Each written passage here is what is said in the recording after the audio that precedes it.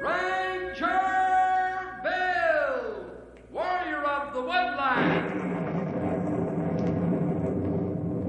Ranger Bill, warrior of the woodland, struggling against extreme odds, traveling dangerous trails, fighting the many enemies of nature. This is the job of the guardian of the forest, Ranger Bill. Pouring rain, freezing cold, blistering heat, snow, floods, bears, rattlesnakes, mountain lions. Yes, all this in exchange for the satisfaction and pride of a job well done.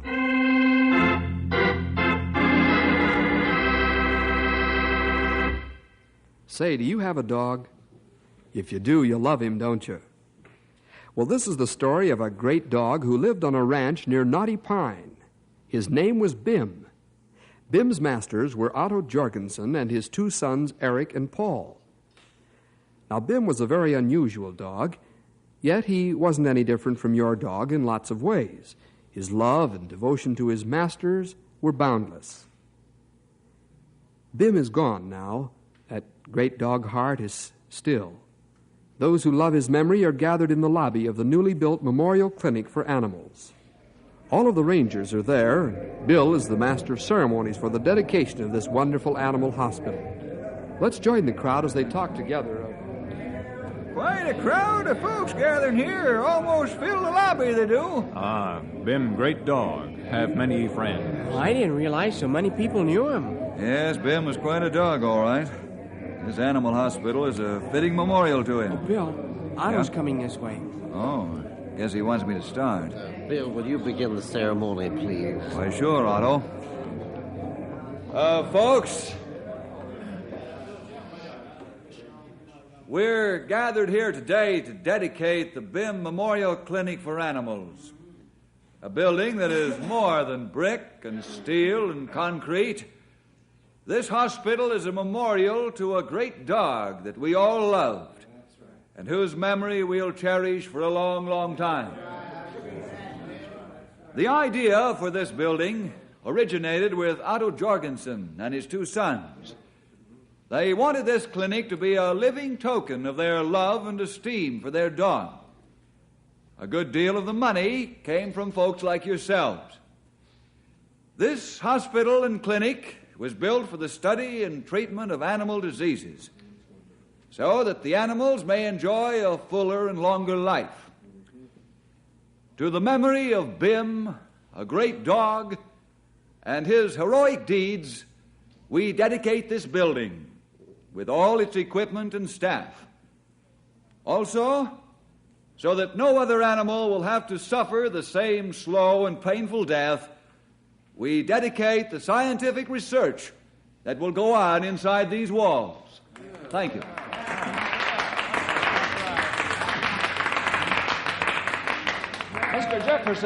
Mr. Jefferson, may I talk to you a minute? Why, sure. What's on your mind? Oh, I'm Ed Sloan. I'm a writer for Bencroft Newspapers and Dog Lovers Magazine. I see. We've a combined circulation of 500,000. I'd like to write the story of Bim's life, if I may. And I gather you're the one I ought to see. Well, I'm sorry, Mr. Sloan, but that's not within my authority. You'll have to talk to Otto Jorgensen and his two sons. Perhaps they'll help you. I understand. But I don't know Mr. Jorgensen. I'd be glad to introduce you. They're over on the other side of the lobby talking to some friends.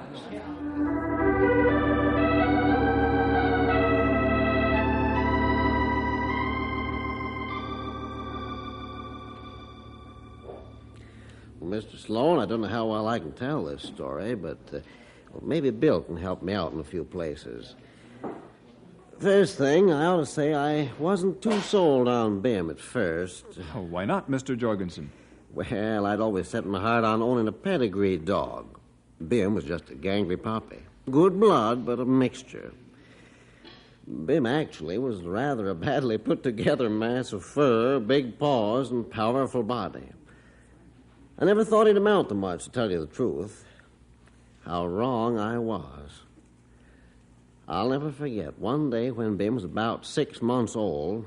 Paul and Eric was playing with Bim on the front lawn. Come on, singing, Bim. Get Eric. Come on, pull his ears off. Atta boy, come on, tease him around. Come on, pull his ears off. Atta boy, come on, let's go. Eric, Paul. What in the name of common sense are you doing, playing with that hound on the front lawn? Dad, that is, What's got into you boys? Look at that lawn. And look at my flower beds. You let that mutt run around in my prize flowers. I'm sorry, Dad. It's our fault. Ever since you've had that pooch, things ain't been the same around here. Well, I'm going to get rid of him. Oh, no, Dad, please. Don't make us get rid of Bim. Oh, all right. One more chance. But if this happens again, out he goes, understand?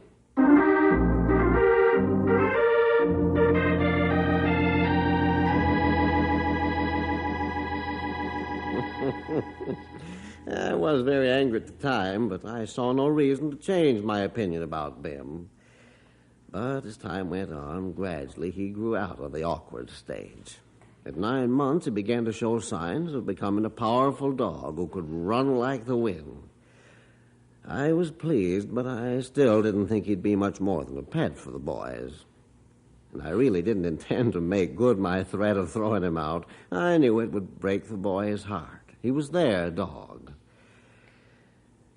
Well, the first in a series of outstanding acts of bravery and heroism occurred when Bim was 10 months old.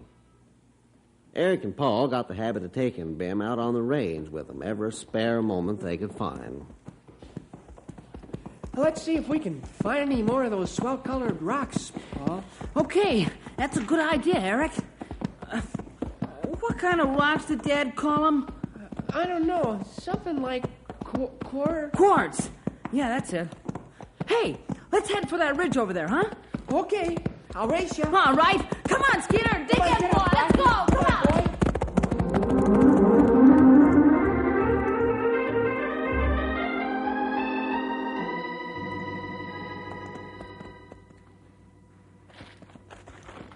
Hey, what's Bim after anyway?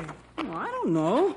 He's probably seen a rabbit. Hey, look at these rocks, Paul. Say, those are the nicest we've found yet. You know, Eric, the Lord sure made rocks beautiful, didn't he? And how? Hey, let's move this big rock over so we can get the smaller one out. Okay. Say when. Right now. That's good enough. Now, let's get those... Don't move, Paul. That rattler will strike just as quick as we move a muscle. Yeah, you said it. Look at the size of him. Where'd he come from? I don't know. He must have come out from behind the other big rock when we moved the smaller one. Eric, looks like we're going to have to stand here all day.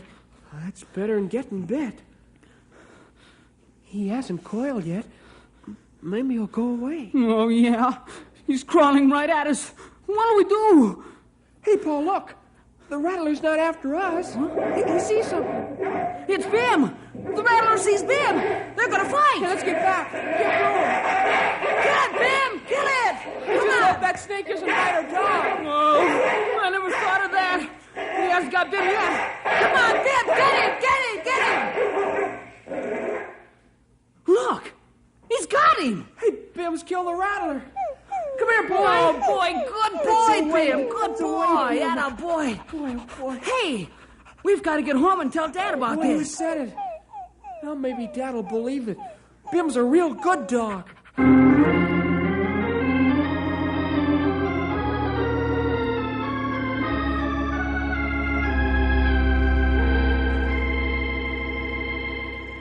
Well, when Eric and Paul came home with a big yarn about Bim killing a big rattlesnake, I didn't believe it. I just couldn't believe that Bim had the courage and fight in him to tackle and kill a live rattler. I was at the corral when the boys came in and told me this whopper. It's the truth, Dad. Bim did kill the rattler. Come on now, fellas. I wasn't born yesterday.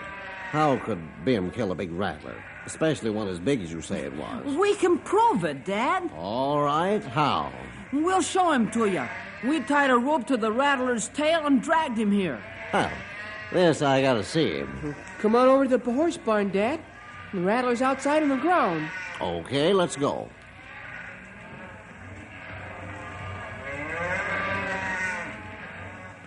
There, Dad. Take a look. Yeah. And Bim killed him all by himself.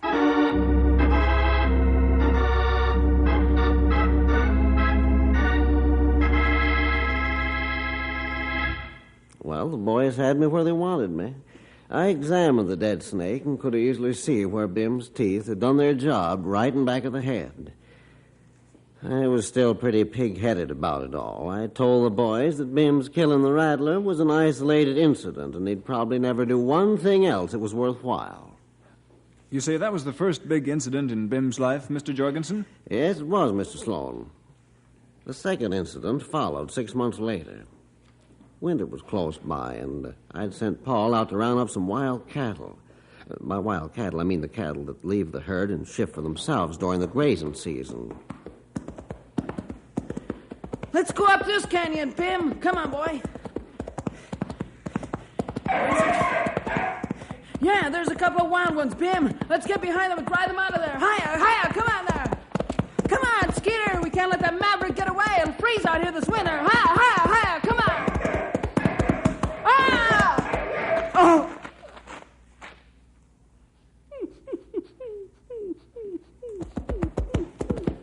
Paul was out like a light. His horse, Skeeter, had stepped onto a chuck hole and thrown Paul against the canyon wall. The boy had a broken collarbone, a fractured shin bone, and he was very badly bruised and shaken up. Bim started licking his face and hands, and Paul slowly came to. He was crying from pain. Oh, shoulder. Bim, I'm hurt bad. Bim, go find Skeeter. Oh, bring him back. Find Skeeter. Bring him back, boy. Go. Bim left Paul and went after the horse. He picked up Skeeter's trail and soon caught up with him. Skeeter was over his initial scare now and was just browsing in the grass. Fortunately, the bridle straps was hanging down, and Bim took them in his teeth and obediently led the horse back to Paul. Oh, good boy, Bim. Lay down, Skeeter. Lay down, big fella. Attaboy. Thanks, Skeeter. Now, hold still, boy. While I try to crawl across the saddle. Just a little bit farther.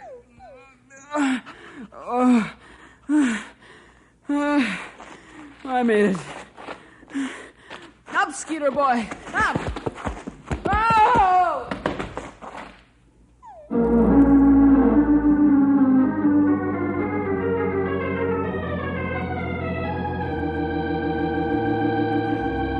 In case you don't know, Mr. Sloan, it's rather a difficult job for a horse to get up with a rider on his back.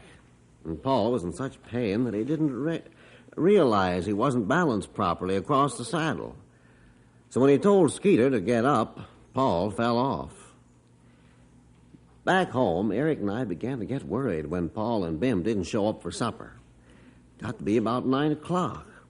Then I decided to do something.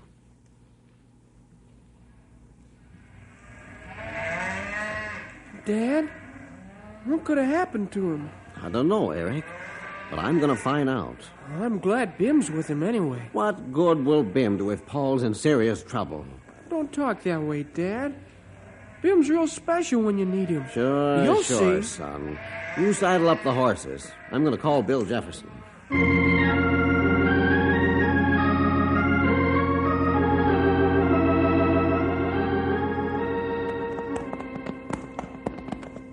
You lead the way, Otto.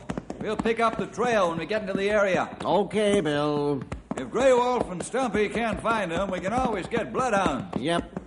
Come on, Storm. Get up. Here you go, boy. Come on.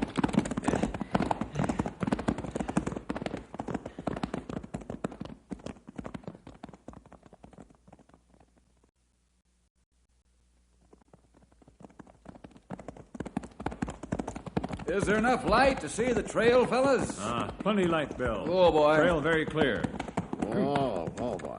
Come on, Matilda. Come on, George. Come on, boy. Come on, Storm. Get up. Let's go. Come on. Get up, boy.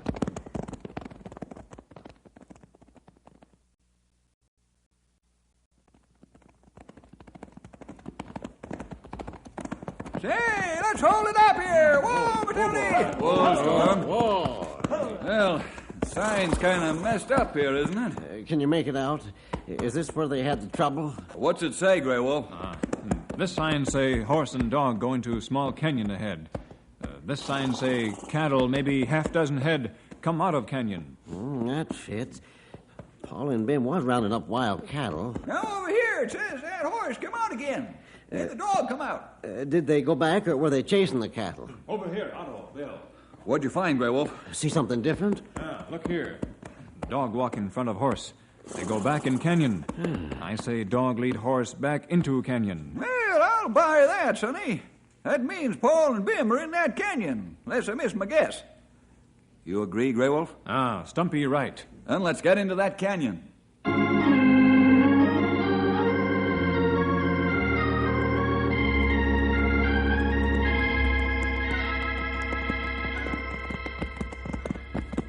Lay the light over the canyon floor, Grey Wolf. They should be close by now. That's Skeeter, fellas.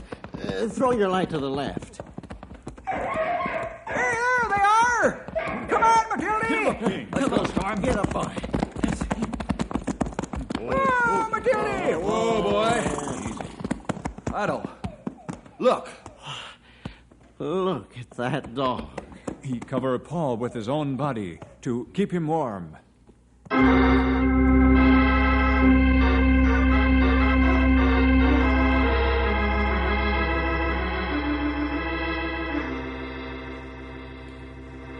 Afterward, Paul told us the whole story. Then I knew I had been wrong and the boys were right. We had a great dog in him, so I asked the boys to forgive me. From that time on, Bim and the boys and I became an inseparable foursome. Then the day came when the catastrophe at Pearl Harbor plunged us into World War II, and the boys came to me with a request. Dad? Dad, we've been reading in the papers how the armed services need dogs. That's right, Dad, and, well, we'd like to send Bim. You want to send Bim to war? Sure. We're too young to enlist ourselves, so... And we want to do our part to help win the war. Are you absolutely sure you want to do this, boys? Yep. We thought about it a lot. You will realize, of course, that Bim might be killed in action. We've thought about that too, Dad, and... Yes? Well, a lot of soldiers might get killed, but then they might not, too. That's right. Bim's really tough, Dad. We're sure he'll take care of himself.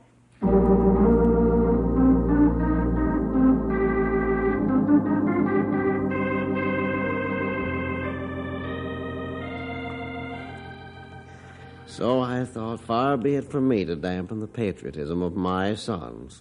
I was proud of both of them the next morning when we walked into the recruiting station for the Marine Corps in Knotty Pine. In no time at all, Bim was in the service of our country. We said goodbye to Bim, and I'm not ashamed to say that, just like the boys, tears was rolling down my cheeks. Bill, you take over the story from here, will you? I think you can tell about Bim's war record better than I can. All right, Otto. I sure appreciate your helping me, Mr. Jefferson. I don't want to leave a thing out of Bim's life. Well, it so happened, Mr. Sloan, that I was with the 3rd Marines in Bougainville, same as Bim. I got the story firsthand from the fellas that had Bim with them. It was pretty rough going. A company of the 1st Battalion was trying to flank the enemy, and they weren't having much success because they were pinned down by a Japanese machine gun nest set up in a pillbox, which the artillery just couldn't get. Captain, we won't move another inch until we knock out that pillbox. I'm well aware of that, Sergeant.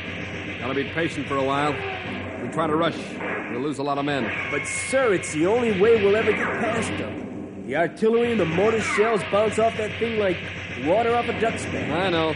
That's why I've sent for Bim. Oh? Hey, Bim will get him out of there if anything will. And believe me, they'll think a screaming Mimi hit him if Bim ever gets into that pillbox. Hey, here comes the corporal now with Bim. Well, that's fine.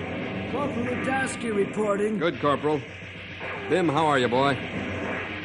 I hope this isn't too risky, sir. I wouldn't want Bim to get it. Corporal, please don't get the idea that these dogs are out here for us to use, or we don't want to send in men. We use them only where they can be used to better advantage than men, see? They're not cannon fodder, understand? Yes, sir. Now look, you see the fire lane from here? Yes, sir, I do. Send Bim up the left side. We'll give him covering fire until he jumps for the window. Yeah. Then we'll cease fire and rush the pillbox.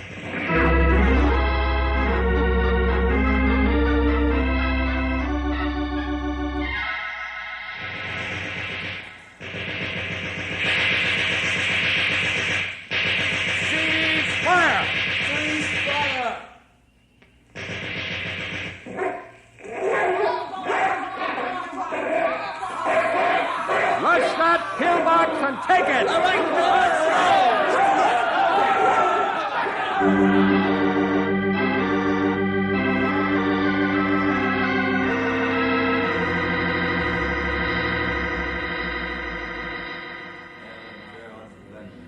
Prisoners are on their way back to the stockade, sir. Very good, Sergeant. How's Bim? He's wounded, sir. What? Why didn't you tell me? Bim comes before the prisoners, don't you know that? Take it easy, sir. The doc's looking at him now. The wound isn't bad, sir. He got knifed in the leg. Not bad. Oh, okay. It's fine. In the leg, huh? Yes, sir. We'll see that he's carried to the rear on a stretcher. That's an order, Sergeant. Yes, sir. It'll be done, sir. Even if I have to carry him myself.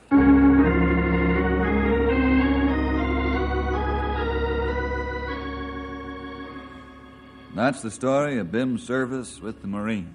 Thanks, Mr. Jefferson. Is there more, Mr. Jorgensen? Well, yes, Mr. Sloan, there is. We received a telegram from the War Department saying that Bim had been wounded, though not seriously. Uncle Sam was sending him home. They also said that Bim would receive the Purple Heart. Bim recovered the full use of his leg, and in about 6 months, you'd never know he'd been wounded. I'll say you could, Mr. Sloan. He was as fast as he ever was. But he sure grew up, though, while he was away. Seemed quieter, more serious. That's right. Well, one day, a year after Bim came back from the war, I was dragging our road. We have a private road that leads from the highway to the house and barns. I had the tractor hitched to a weighted drag, and I was trying to even out the rough spots.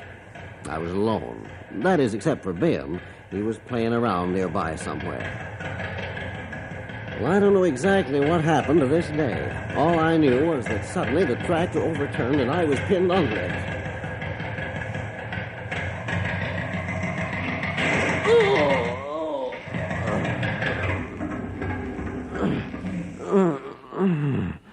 Bim, help me. Bim, dig me out of here, will you? Good boy, Bim. That's right. Under my face first, so I can breathe easier. That's right. Under my body. Now see if I can... Yeah, that's it. Good boy. I'm almost clear. That's all right. You can scratch me if you want to. That's it. I'm coming out. And you mean to tell me that your dog dug you right out from under that tractor? Yes, Mr. Sloan. Amazing as it sounds, he not only dug the ground out from under my face so I could breathe, but he dug the ground out from under my chest and body. Enough for me to crawl painfully out, broken back and all. That sounds unbelievable. All of it was in the local newspapers. What a dog he must have been. Would you care to tell me how he died? Yes. About a year ago, we noticed that Bim was beginning to fail. Not too quickly at first, but noticeably. We took him to Dr. Crawford, a veterinarian here in Knotty Pine. Dr. Crawford examined him and said that Bim had a malignant tumor. And there wasn't anything we could do to save him. Just a matter of time. It was heartbreaking to watch a dog so full of life and courage as Bim was, slowly to waste away to skin and bones. I'm sure it was a heartbreaking experience, Mr. Jorgensen. Well, we watched him this way for 3 months. Finally, the boys spoke to me about it.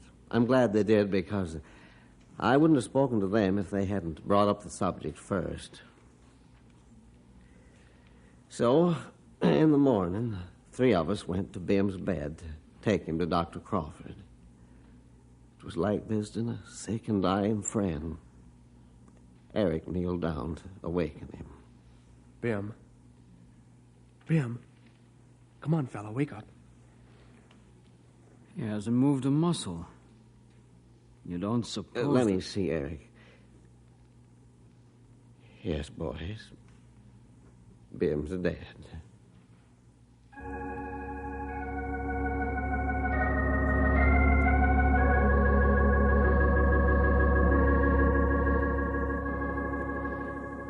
We were glad we didn't have to take him to Dr. Crawford, though all of us were broken-hearted that we'd lost him. The men at the Knotty Pine Legion post were only too happy to give Bim a military funeral, and we buried him in our front yard.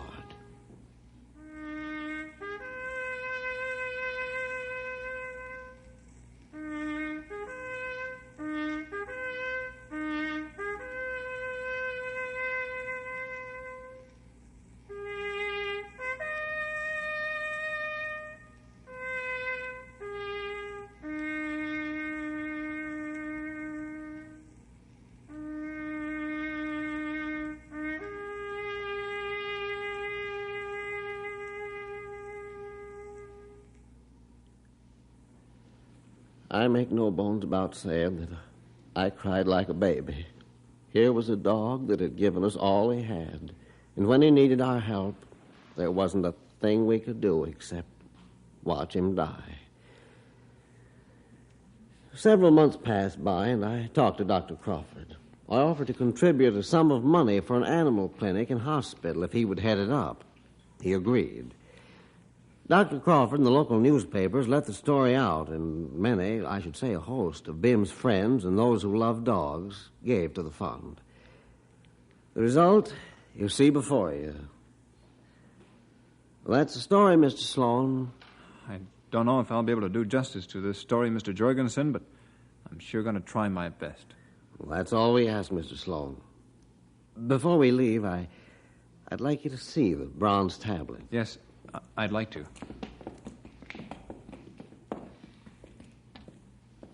Read it, will you, Bill?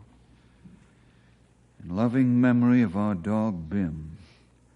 He loved and asked no love in return. He knew no selfishness except to duty. He knew no fear except that he hadn't done enough. He gave all he had and asked no recompense. This tablet is inscribed for all to read, realizing that Bim lived as we should live. The Jorgensens.